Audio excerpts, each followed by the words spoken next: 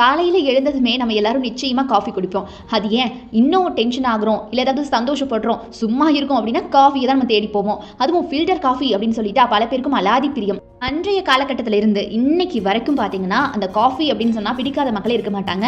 எல்லா தரப்பு மக்களுக்குமே இந்த காஃபி ரொம்ப ரொம்ப பிடிக்கும். இன்னைக்கும் இந்த காஃபி அப்படிங்கிறது ஒரு சிறப்பான பானம் தான். இந்தியால அதாவது குறிப்பா தமிழகத்தில அதிகமா குடிக்கப்படக்கூடிய ஒரு விஷயம் அப்படின்னா இந்த ஃபில்டர் காஃபி தான். இந்தியாவை சேர்ந்த ஒரு உணவே கிடையாது இந்த ஃபில்டர் காஃபின்னு சொன்னா ரொம்ப ஆச்சரியமா இருக்குல்ல? ரொம்ப ஷாக்கிங்கா இருக்கும் கண்டிப்பா. என்ன இப்படி சொல்றீங்க?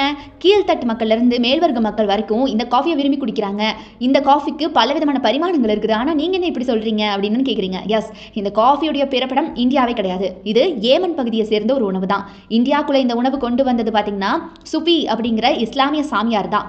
அவர் தான் பாத்தீங்கன்னா மெக்காவுக்கு பயணம் பண்ணும்போது இந்த காஃபியை அருந்தி இருக்காரு. அதனுடைய சுவை ரொம்ப ரொம்ப அவருக்கு பிடிச்சு போகுது. அதற்கப்புறமா ஏமன்ல இருந்து அந்த காஃபியை இந்தியாவுக்கு, அதாவது காஃபி கொட்டைகளை அவர் இந்தியாவுக்கு வாங்கிட்டு வராரு. இந்த மாதிரி அந்த நபர்னால தான் பார்த்தீங்கன்னா காஃபி அப்படிங்கிற விஷயம் இந்தியாவுக்குள்ள பரவுது, அதாவது பரவி இருக்குது அப்படின்னு சொல்றாங்க.